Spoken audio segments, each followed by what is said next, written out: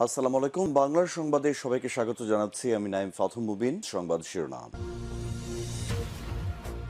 বাংলাদেশের সর্বশেষ গুরুত্বপূর্ণ আপডেট সংবাদে আপনাকে স্বাগত। শুরুতেই সংবাদ শিরোনাম, পরে বিস্তারিত।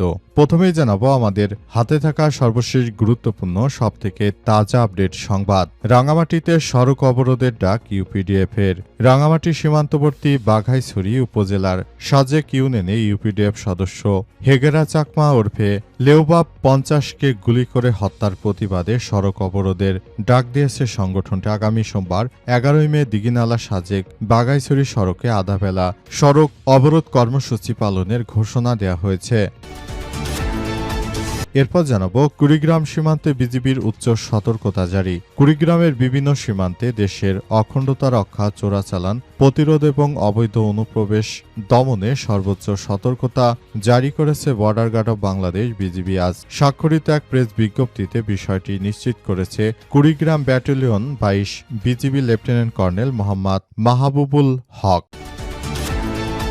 এদিকে গাজীপুরে 5 হত্যা, ফোরকান বলেছিল কাউকে জীবিত রাখবেন না। গাজীপুরে কাপাসিয়ায় নিজ বাড়িতে এক পরিবারের 5 জনকে গলা কেটে হত্যার ঘটনায় পলাতক রয়েছে গৃহকর্তা ফোরকান। এই ঘটনায় তার স্ত্রী নিহত শারমিনের পরিবারের সদস্যরা জানিয়েছে যে শারমিনের সঙ্গে দাম্পত্য সম্পর্ক ভালো ছিল না ফোরকানের। ইতিপূর্বে পরিবারের সবাইকে হত্যার হুমকি দেওয়া হয়েছিল। গতরাতে ফোরকানের শালক সহ তার পরিবারের অন্যান্য সদস্যদের গলা কেটে হত্যা করেন তিনি। এবারে জানাবো ধর্মীয় টার্গেটিং বন্ধে ভারতকে জামাত আমিরের আহ্বান।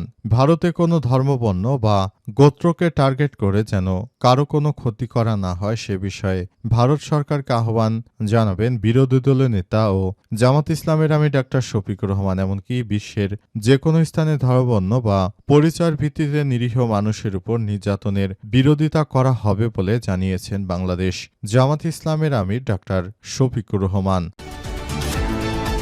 এবং সর্বশেষ জানাবো মমতার বাড়ি লক্ষ্য করে চোর চোর স্লোগান। কলকাতার ভবানীপুর এলাকায় সাবেক মুখ্যমন্ত্রী ও তৃণমূল কংগ্রেসের নেত্রী মমতা বন্দ্যোপাধ্যায়ের বাসভবন লক্ষ্য করে চোর চোর স্লোগান দেওয়ার অভিযোগ উঠেছে বিজেপির সমর্থকদের বিরুদ্ধে। আজ কলকাতার ঐতিহাসিক ব্রিগেড প্যারেড গ্রাউন্ডে পশ্চিমবঙ্গের মুখ্যমন্ত্রী হিসেবে বিজেপি নেতা শুভেন্দু অধিকারীর শপথ গ্রহণ অনুষ্ঠানের পরেই উত্তেজনার সূত্রপাত হয়েছে বলে এমন তথ্য জানা গেছে। প্রিয় দর্শক, এতক্ষণ শুনছিলেন সংবাদ শিরোনাম, এবারে বিস্তারিত।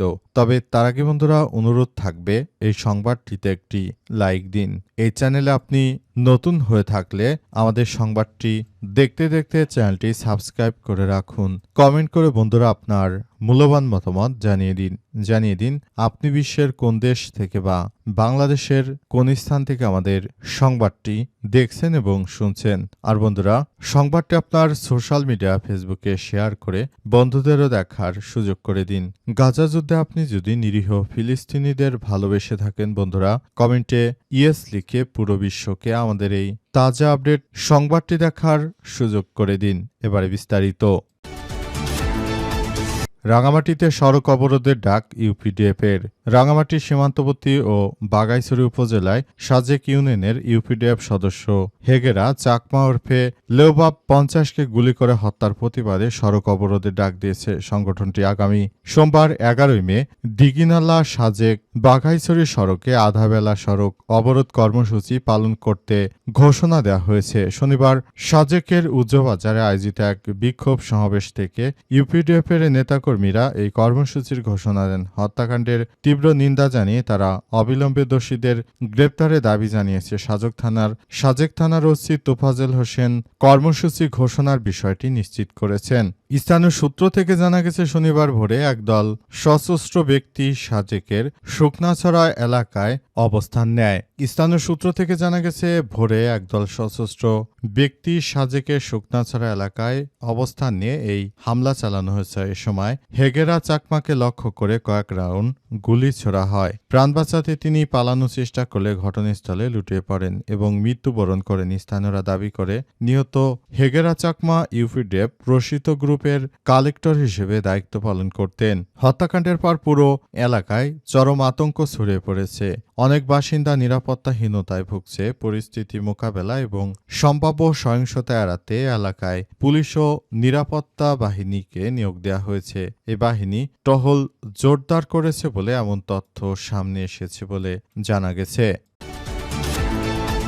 কুড়িগ্রাম সীমান্তে বিজিবির সর্বোচ্চ সতর্কতা জারি। কুড়িগ্রামের বিভিন্ন সীমান্তে দেশের অখণ্ডতা রক্ষা, চোরাচালান প্রতিরোধ এবং অবৈধ অনুপ্রবেশ দমনে সর্বোচ্চ সতর্কতা জারি করেছে border guard of Bangladesh BGB. আজ স্বাক্ষরিত এক প্রেস বিজ্ঞপ্তিতে বিষয়টি নিশ্চিত করা হয়েছে। Kurigram battalion ২২ BGB lieutenant colonel Mohammad Mahbub ul Haque বিজ্ঞপ্তিতে বলা হয়েছে, দেশের অখণ্ডতা রক্ষা, চোরাচালান প্রতিরোধ এবং অবৈধ অনুপ্রবেশ দমনে জিরো টলারেন্স নীতি অনুসরণ জেলার বিভিন্ন সীমান্তে নিরাপত্তা ও সর্বোচ্চ সতর্কতা জারি করেছে border guard of Bangladesh BGB. আজ কুড়িগ্রাম ব্যাটালিয়ন ২২ বিজিবির লেফটেন্যান্ট কর্নেল মোহাম্মদ মাহবুবুল হক জানিয়েছেন যে কুড়িগ্রাম জেলার সীমান্ত সুরক্ষা নিশ্চিতকরণ এবং অবৈধ অনুপ্রবেশ কঠোরভাবে দমনে border guard of Bangladesh BGB সর্বদা সজাগ ও সতর্ক অবস্থানে রয়েছে। ইতিমধ্যে নিরাপত্তা ব্যবস্থা জোরদারের পাশাপাশি নজরদারি বৃদ্ধি করা হয়েছে বলে ইতিমধ্যেই নিশ্চিত করা হয়েছে এবং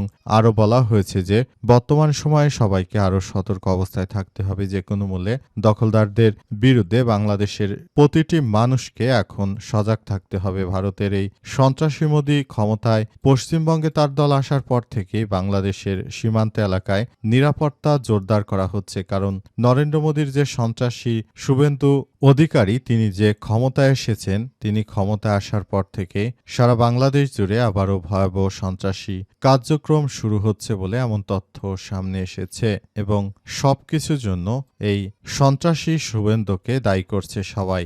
ইতিমধ্যে সন্ত্রাসী শুভেন্দু যে ধরনের কার্যক্রম চালিয়েছে সে বিষয়গুলো কোনোভাবে গ্রহণযোগ্য হতে পারে না। সন্ত্রাসী শুভেন্দু হাসিনা পালিয়ে যাওয়ার পরই বাংলাদেশের বিরুদ্ধে বিভিন্ন ষড়যন্ত্রমূলক কার্যক্রম চালিয়ে যাওয়ার চেষ্টা করছে, কিন্তু শেষ পর্যন্ত পরিস্থিতি খুবই ভয়াবহ আকার ধারণ করেছে। গাজীপুরে ৫ হত্যা, ফোরকান বলেছিল কাউকে জীবিত রাখবেন না। গাজীপুর কাপাসিয়ায় নিজ বাড়িতে এক পরিবারের ৫ জনকে গলা কেটে হত্যার ঘটনায় পলাতক রয়েছে গৃহকর্তা ফোরকান। অর্থাৎ একই পরিবারের সবাইকে হত্যা করা হয়েছে। ওই পরিবারের প্রধান যিনি স্বামী ছিলেন তিনি তার স্ত্রী এবং তার কন্যা সন্তান ও শালককে জবাই করে হত্যা করেছে। স্ত্রী এবং তার ৩ জন সন্তান ছিল, তাদের সবাইকে গলা কেটে হত্যা করেছে। পাশাপাশি শালককেও হত্যা করা হয়েছে। আজ কাপাসিয়ার রাউতকোনা পূর্বপাড়া গ্রামে তার ভাড়া বাসা থেকে স্ত্রী, ৩ সন্তান ও শালকের মরদেহ উদ্ধার করা হয়েছে। এলাকাবাসী জানিয়েছে যে নিহত শারমিনের সঙ্গে তার স্বামীর দাম্পত্য সম্পর্ক ভালো ছিল না। তার স্বামীর নাম ফোরকান, তিনি হত্যা করে পালিয়েছেন। নিহত শারমিনের ভাই শাহিন মোল্লা বলেন, প্রায় ১ বছর আগে শারমিন অসুস্থ হয়ে পরে আমাদের বাড়িতে রেখে তার চিকিৎসা দিয়ে সুস্থ করে দেই। ওই সময় শারমিনের স্বামী ফোরকান বলেছিলেন স্ত্রী সহ কাউকে জীবিত রাখবেন না। এই কথা শোনার পর আমাদের পরিবারের লোকজন ভেবেছিল তাকে আর স্বামীর ঘরে দেবে না, কিন্তু কিছুদিন পরে পরিস্থিতি কিছুটা স্বাভাবিক হয়। চলতি বছর জানুয়ারি মাসে কাপাসিয়ায় রাউতকোনা গ্রামে গ্রামের বাড়ি ভাড়া নিয়ে শারমিন ও ৩ সন্তানকে নিয়ে বসবাস করছিল। তিনি আরও বলেন, মাসখানেক আগে ফোরকান বলেছিলেন তার প্রাইভেট কার একটি কোম্পানিকে দিয়েছে, মাসে ৪০,৫০০ টাকা ভাড়া হিসেবে দেবে, কিন্তু এরপর থেকে আমরা তার গাড়িও দেখিনি, টাকা আনতেও দেখিনি। তার প্রাইভেট কার বিক্রি করে দিয়েছে নাকি ভাড়া দিয়েছে সে বিষয়ে কিছুই জানি না। এগুলো নিয়ে স্বামী স্ত্রীর মধ্যে কথা কাটাকাটি হতো। এই ঘটনায় শুক্রবার তার ছোট শালককেও ফোন করে চাকরি দেওয়ার কথা বলে, পোশাক কারখানায় ১৯,৫০০ টাকা বেতনে চাকরি দেব বলে তাকেও আসতে বলে, এরপর রাতের বেলা পরিবারের সবাইকে গলা কেটে হত্যা করেছে পাষণ্ড ফোরকান। ধর্মীয় টার্গেটিং বন্ধে ভারতকে জামাত আমিরের আহ্বান।